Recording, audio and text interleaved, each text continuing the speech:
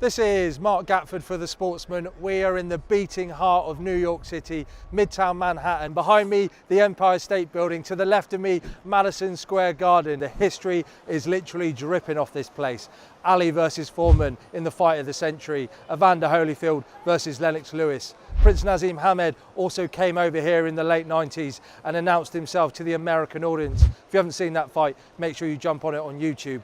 MSG is reserved for only the best in sporting and popular entertainment. The Beatles came over here, Queen came over here and cracked it, and even Elton John. And on Saturday night, AJ versus Andy Ruiz, who is going to be the one singing "I'm Still Standing" come the final bell. This is your fight preview, this is your betting preview, straight from New York. And let's start by looking at Andy Ruiz, AJ's opponent, in a little bit more detail.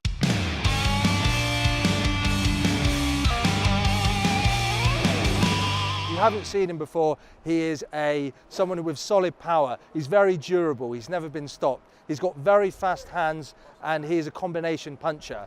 So let's have a quick look at his stats and how they correlate to some of William Hill's odds.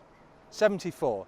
This is Andy Ruiz's reach. He's giving away 8 inches in reach to AJ. There's going to be a physical difference between the two on fight night, and I think that's going to be a real factor in how the fight plays out. Andy Ruiz hasn't got the quickest feet, so is he going to be able to get in distance to let those fast hands go? AJ could plausibly stick behind the jab and choose to outbox Andy Ruiz. If you like AJ, if you like that scenario, if you like AJ behind the jab throughout the fight, you can currently get the AJ points victory at 7-2-0. Andy Ruiz has never been stopped.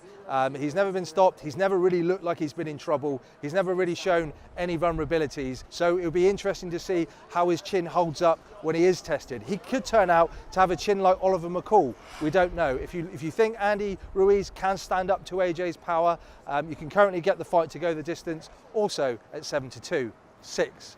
Andy Ruiz was given 6 weeks notice for this fight. That said, he was in an 11-week camp for the Derevyanchenko fight. He then had a 2-week gap where he was presumably eating Snickers before getting the call for the AJ fight. Every fight, I always eat a Snicker before I jump in the ring. It just gives me that extra boost and energy, so I'm really happy, man. This isn't the perfect preparation to take on the unified heavyweight champion of the world. So if you do think Ruiz's tank may empty in the late rounds because of this ill preparation, you can currently get AJ late at 6-1.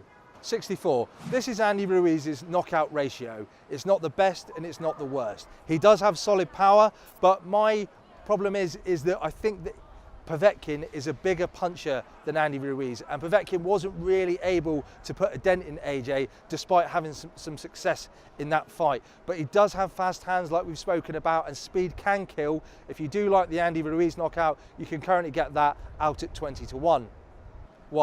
Andy Ruiz has only been defeated once in his career, and that was a controversial points loss to Joseph Parker out in New Zealand. A lot of people think Andy Ruiz won that fight. If you think that Andy Ruiz can get into distance to let those fast hands go against AJ and do the seemingly impossible and defeat the unified heavyweight champion of the world, you can get that at the moment at 9-1.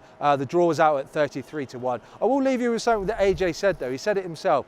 All you have to do against a shorter opponent is throw a lazy jab. A shorter opponent closes his eyes and boom. So Andy Ruiz is always in there with a shot. And finally, on to my prediction. AJ is under pressure from the Deontay Wilder fight. Deontay Wilder spectacularly defeated Dominic Breazeale in the first round, just a few miles away at the Barclays Center. So he is under pressure to perform. It is his first fight in America as well. That said, I think that we're not going to see a first round knockout. I think AJ's going to come out behind his jab using his height and reach advantage. I think he's going to go to the body, jab the body, pry open Andy Ruiz's defense, break him down round by round, and eventually land one of his big straight right shots, and he's going to get Andy Ruiz out there round 7-9. That's actually on enhanced odds, an AJ win between round 7-9 at William Hill, and you can currently get that at 9-2. Make sure you tune in on Sky Sports Box Office back in the UK or DAZN here in America. This is the heavyweight division. It's the unknown. Anything can happen. It can be over in a split second.